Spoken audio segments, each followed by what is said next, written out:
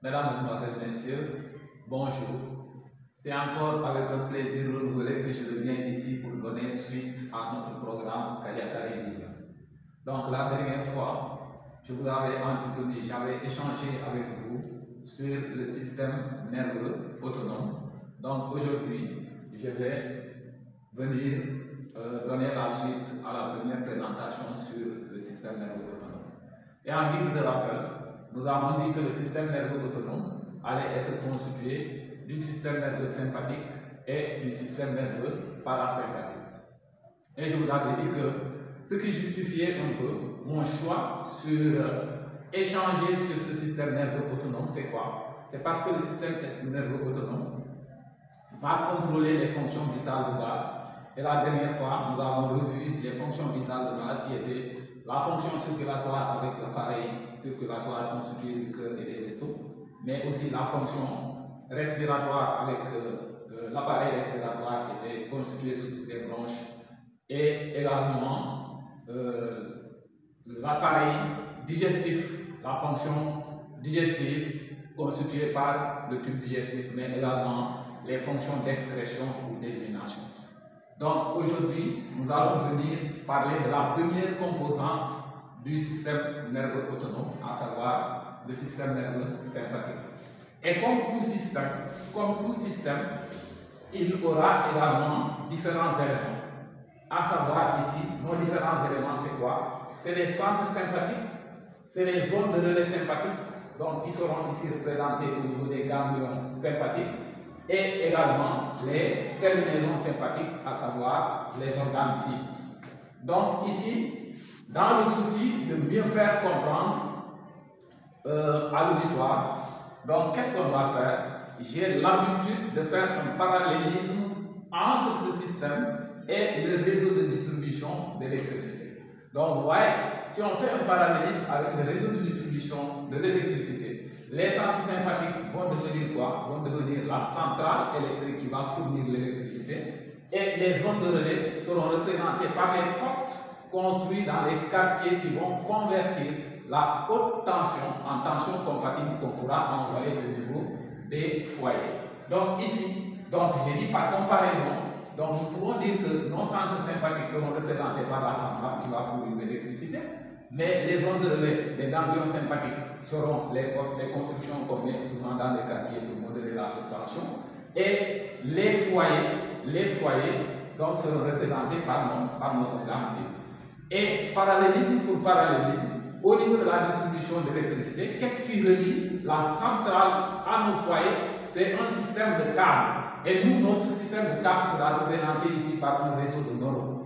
Et vous voyez ainsi, il y a un premier neurone qui va quitter le centre ici, le centre sympathique, pour venir jusqu'au niveau de la zone de relais, comme son nom l'indique, va passer le témoin à un autre neurone qui va quitter la zone de relais, la zone ganglionnaire, la chaîne ganglionnaire, pour venir jusqu'au niveau, à proximité des organes cibles. Et vous conviendrez avec moi que dans la distribution de l'électricité, donc à l'intérieur du câble, c'est le courant électrique qui va circuler à l'intérieur. Et nous, dans notre exemple, donc notre courant électrique sera représenté par les médiateurs qui vont medier les différents systèmes. Et ici, nous reviendrons de manière un peu plus détaillée sur les différents médiateurs de ce système sympathique.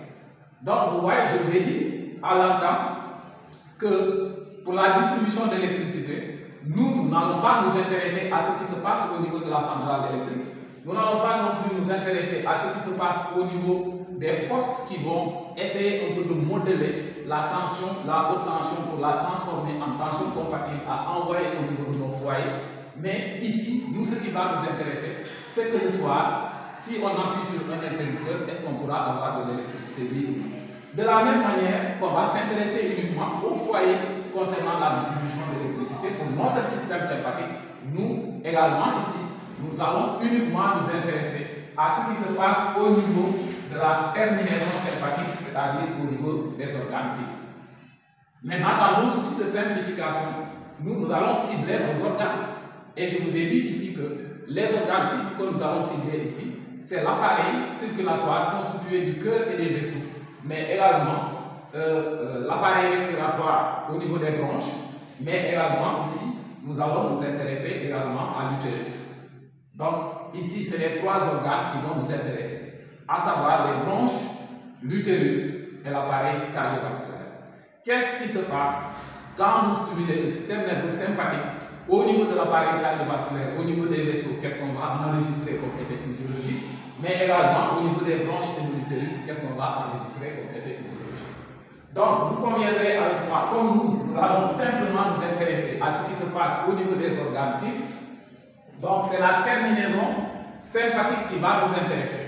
Et vous voyez, si on fait le résumé de ce bout de neurone post-ganglionnaire, donc vous constatez au niveau du schéma que ce neurone post-ganglionnaire ne vient pas s'encastrer à l'intérieur de l'organe cible. Donc, on représente ici, c'est en quelque sorte l'organe cible qui est là. Et le neurone post-ganglionnaire ne vient pas s'encastrer dans l'organe cible, mais vient et s'arrête à proximité de l'organe cible. Et ici, nous pouvons représenter un peu cette terminaison sympathique par ceci, par un schéma. Donc ça, c'est le bout du neurone. Voilà, il sera représenté comme ça. Et ici, nos organes cibles seront représentés comme ça. Maintenant, ici, nous allons avoir ici un espace, donc voyez, il y a un espace tampon, une zone tampon entre le neurone post-ganglionnaire et les organes cibles. Et cet espace-là, on va l'appeler la synapse. Donc, on va l'appeler la synapse. On va l'appeler la synapse ou l'espace synaptique ou la zone synaptique. Donc, c'est les différents termes que vous allez entendre pour désigner, que vous allez utiliser pour désigner un peu cet espace-là, qui constitue une zone tampon entre le neurone post-ganglionnaire et l'organe cible en question. Et avant cet espace, nous avons la zone, nous allons parler de la zone pré-synaptique. Et après cet espace, nous allons parler de la zone ou de l'espace,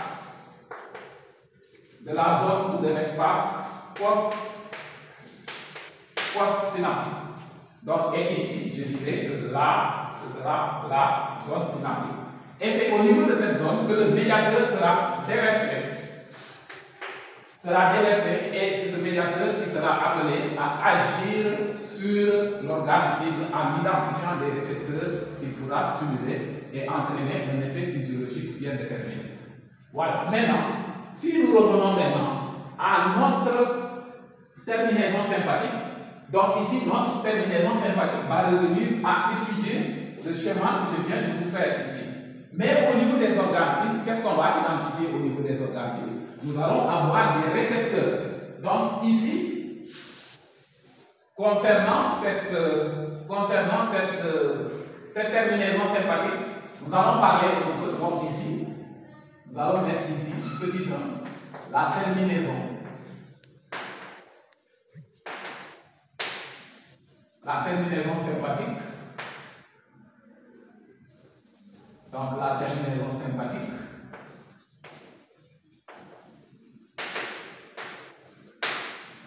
Voilà, et dans cette terminaison sympathique, qu'est-ce qui va nous intéresser? Nous allons voir en petit a les organes cibles.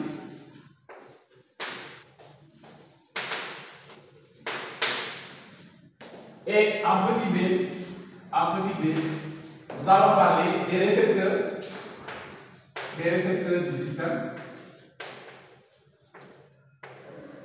du système nerveux sympathique.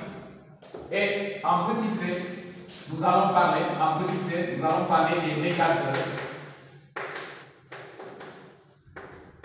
des médiateurs du système nerveux sympathique.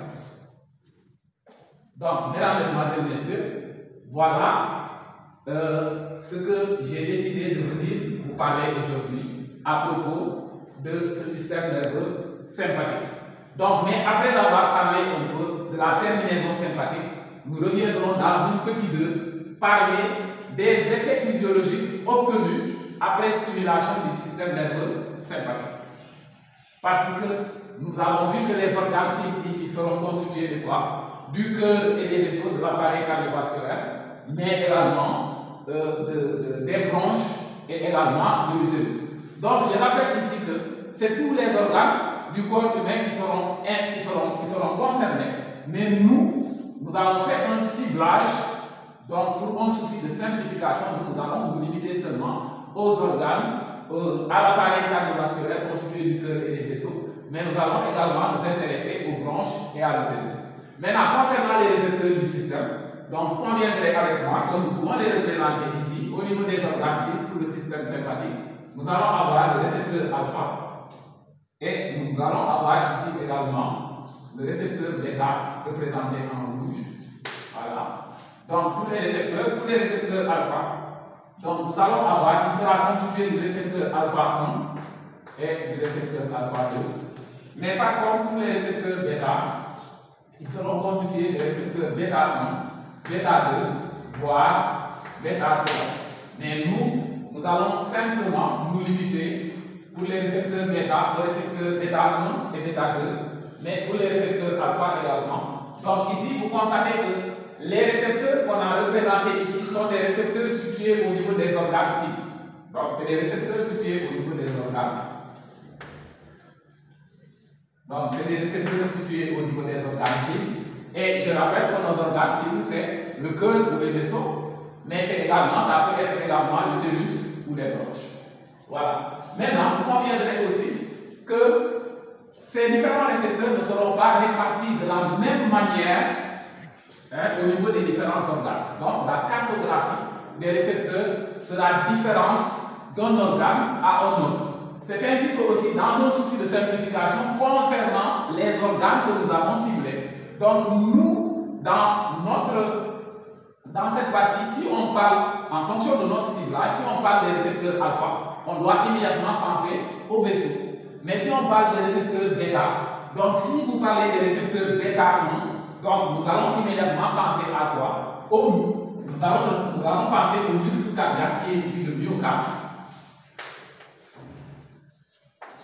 Parce que les bêta 1 vont prédominer au niveau du myocarde. Je rappelle que le myocarde c'est le muscle cardiaque. Et les bêta 2 par contre, ils vont prédominer à quel niveau?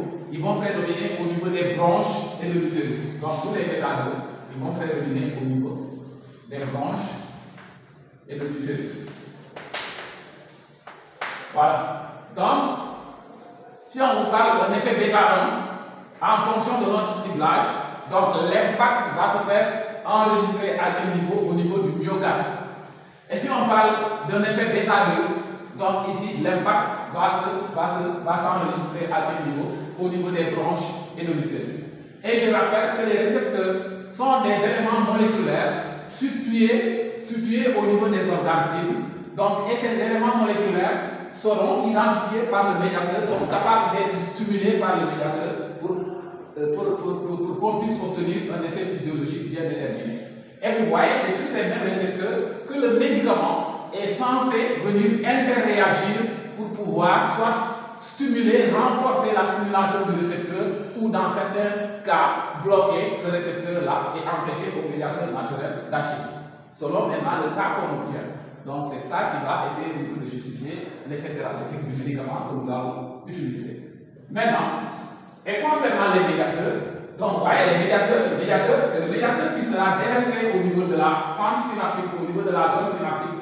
Et ici, pour nous, les médiateurs de ce système nerveux sympathique seront la noradrénaline, l'adrénaline et dans une certaine mesure la dopamine, même si je reconnais qu'on ne va pas tellement insister ici sur la dopamine. Nous allons réserver la dopamine pour une autre présentation.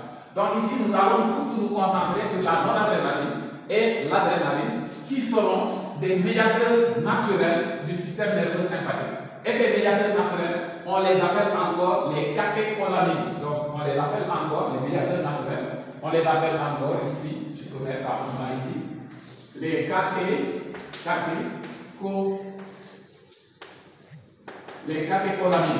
Donc, on les appelle les catécholamines. Donc, faites attention à la prononciation. On écrit catécholamine, mais on prononce catécholamine. Donc, je dis, c'est les médiateurs naturels du système nerveux sympathique. Mais il y a, à côté des médiateurs naturels, donc qui sont ici représentés par la noradrénaline et l'adrénaline, Donc, vous voyez, ces deux médiateurs vont agir sur les récepteurs adrénergiques. Je rappelle que les récepteurs du système nerveux sympathique sont encore appelés des récepteurs adrénergiques en relation avec l'adrénaline, qui est un médiateur du système nerveux sympathique.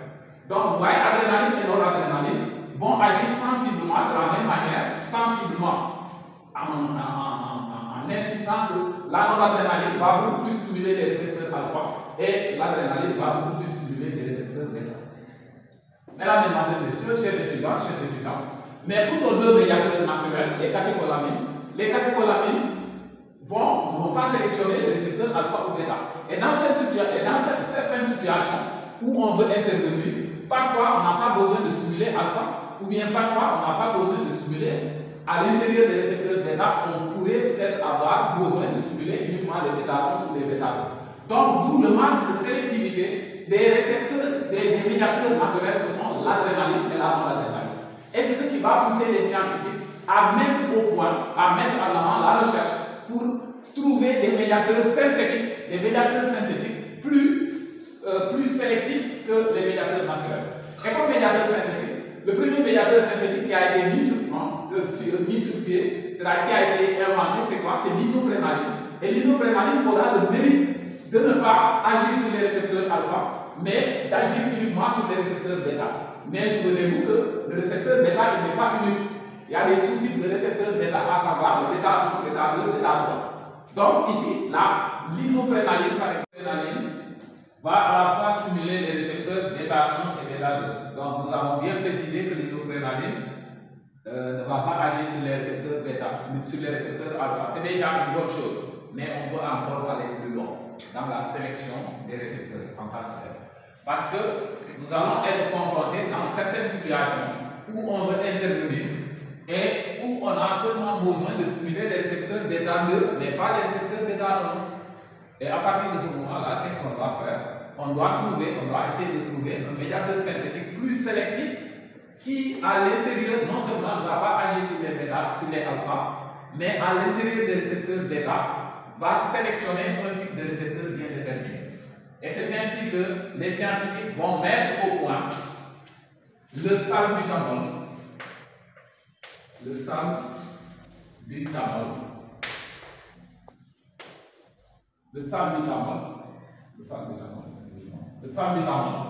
Mais également la terbutaline.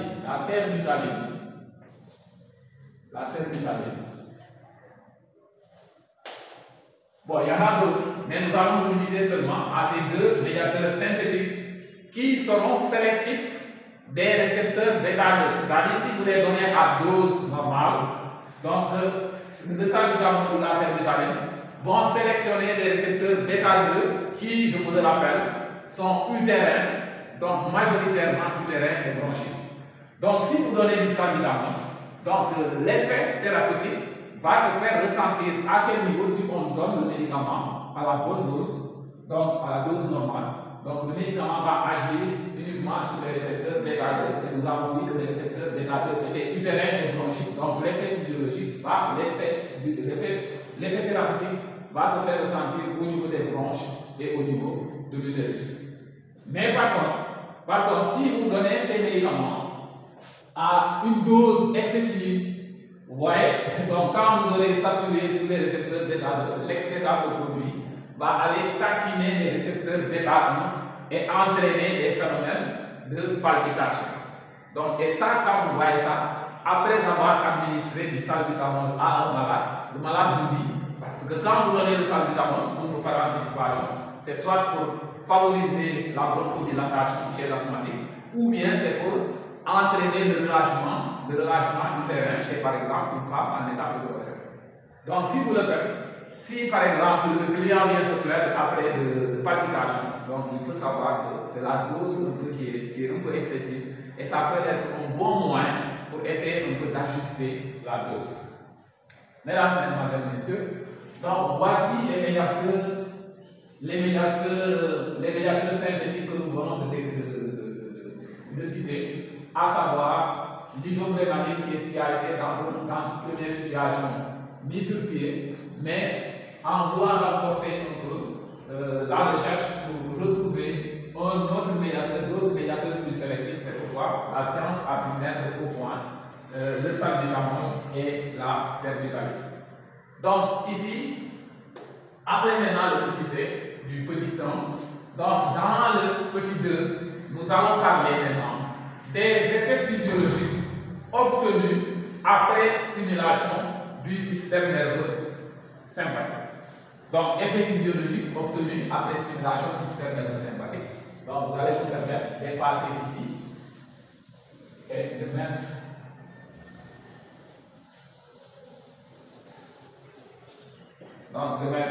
ici petit 2, donc effet physiologique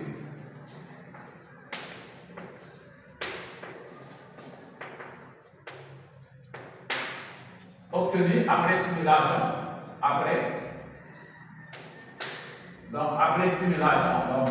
stimulation du système nerveux sympathique. Donc, nous avons ciblé nos trois organes. L'appareil cardiovasculaire, nos trois appareils, l'appareil cardiovasculaire, les bronches et l'utérus. Maintenant, après avoir stimulé le système nerveux sympathique au niveau de l'appareil cardiovasculaire, donc l'effet physiologique obtenu ici sera une augmentation de la tension artérielle. Pourquoi? Parce que si vous stimulez le système nerveux sympathique, la libération de noradrénaline, l'adrénaline va agir sur les récepteurs alpha et entraîner une vasoconstriction. Et cette même noradrénaline va agir sur les récepteurs bêta-1, parce que nous avons ici, on est au niveau cardiovasculaire, donc les récepteurs qui vont nous intéresser, c'est les récepteurs alpha au niveau des vaisseaux et les récepteurs bêta-1 qui vont prédominer au niveau du myocarde. Donc ici, l'effet qu'on va obtenir, la noradrénaline, en stimulant les récepteurs alpha, va entraîner, bon ici, la noradrénaline, on peut faire un petit schéma ici, la noradrénaline, une fois libérée, va agir et stimuler les récepteurs alpha, entraînant ici, entraînant une vasoconstriction. Et cette même noradrénaline pourra agir sur les récepteurs bêta-1, entraînant une augmentation de la force de contraction du myocarde. Et si vous cumulez les deux, donc nous allons avoir ici une augmentation de la tension artérielle. Vous voyez? Donc sur l'appareil cardiovasculaire, la stimulation du système nerveux sympathique entraîne une augmentation de la tension artérielle. C'est ce qui fait dire que le système nerveux sympathique est cardio-accélérateur. C'est ce qui fait dire que le système nerveux sympathique est cardio-accélérateur. Maintenant, au niveau des bronches, qu'est-ce qu'on va avoir? Au niveau des bronches et de l'utérus, donc on a dit que les récepteurs bêta-2 vont prédominer au niveau des bronches et de l'utérus. Donc à ce niveau, donc les médiateurs vont agir ici au niveau des récepteurs bêta-2 et entraîner au niveau des bronches, nous allons avoir une bronchodilatation.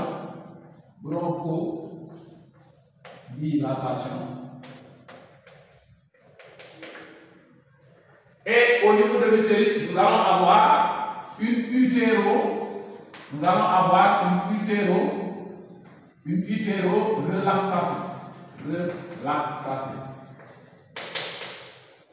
Voilà. Donc voilà l'effet physiologique obtenu au niveau des bronches. Donc je rappelle, si vous stimulez le système nerveux sympathique au niveau des bronches, l'action du médiateur sur les récepteurs bêta-2 va entraîner au niveau des bronches une bronchodilatation. Et par contre, au niveau de l'utérus, vous allez avoir une utéro-relaxation. Maintenant, après avoir terminé avec les effets physiologiques obtenus après stimulation du système nerveux sympathique sur nos différents appareils qu'on a ciblés, maintenant qu'est-ce qui va rester? Il va rester dans un petit 3 avoir la terminologie.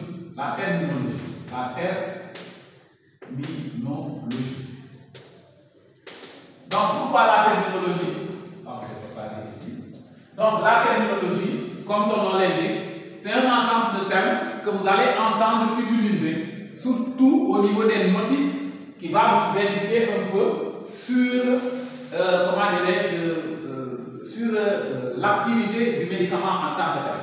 Donc nous dirons que pour notre système sympathique, donc tout produit ou tout médicament qui va reproduire les mêmes effets que le médiateur naturel, donc on va dire que ce produit ou ce médicament est un sympathomimétique. Donc les substances ou les médicaments qui vont reproduire les mêmes effets que le système, que le médiateur naturel, donc seront appelés des sympathomimétiques. Donc c'est des produits ou des médicaments qui vont mimer le système sympathique. C'est pourquoi on dit que c'est des sympathomimétiques. Donc parfois vous allez entendre parler aussi des stimulants adrénergiques. Vous allez entendre parler des stimulants adrénergiques. Donc tout ça c'est des termes synonymes qu'on utilise pour désigner que ce médicament vient pour renforcer le médiateur naturel. Par contre, les médicaments ou les substances qui vont essayer de bloquer le système, donc qui vont faire le contraire de ce que fait le médiateur naturel, de ce que font les médiateurs naturels, on va dire que ces substances sont des sympatholytiques. Donc ils viennent bloquer. Donc lytique. La lyse, c'est la coupure. Donc, c'est des médicaments qui vont venir bloquer le système sympathique. Donc, tous les médicaments qui vont bloquer le système sympathique, on va les rappeler des sympatholytiques. Des sympatholytiques. Ok? Donc, parfois, vous allez entendre parler des antagonistes, mais le terme de sympatholytique est quand même assez illustratif pour désigner un médicament qui vient bloquer le système sympathique. C'est-à-dire qu'il ne va pas reproduire l'effet contraire du médiateur naturel. Donc, mesdames, mesdemoiselles, messieurs, voici de manière quand même assez résumée, les quelques informations qu'on a bien voulu venir partager avec vous, en espérant qu'ils vous ont permis un peu de connaître quand même certains mécanismes qui au départ semblent très complexes, mais qu'on a essayé un peu en tenant compte de notre cible, en tenant compte de la cible qu'on a été obligé de simplifier et de les rendre accessibles pour le bénéfice des étudiants et pour le bénéfice du monde sanitaire, mais également pour le bénéfice de tout le monde. Parce que je vous ai dit à l'entame que le programme Kadiaka Vision va aller au-delà des étudiants, va aller au-delà des agents de santé, mais pourra concerner toute autre personne qui aimerait en savoir un peu plus sur la connaissance médico-pharmaceutique. Moi, pour les gens qui ne me connaissent pas, moi je suis le docteur Ousmane Diatta, je suis pharmacien de profession et alias docteur Kadiaka, votre serviteur de tous les jours. Et pour me donner beaucoup plus de visibilité sur YouTube, je vous demanderai de liker la vidéo, de la partager, puisque l'information utile, elle ne se garde pas, elle se partage pour que tout le monde en bénéficie. Merci et à très bientôt. Ciao.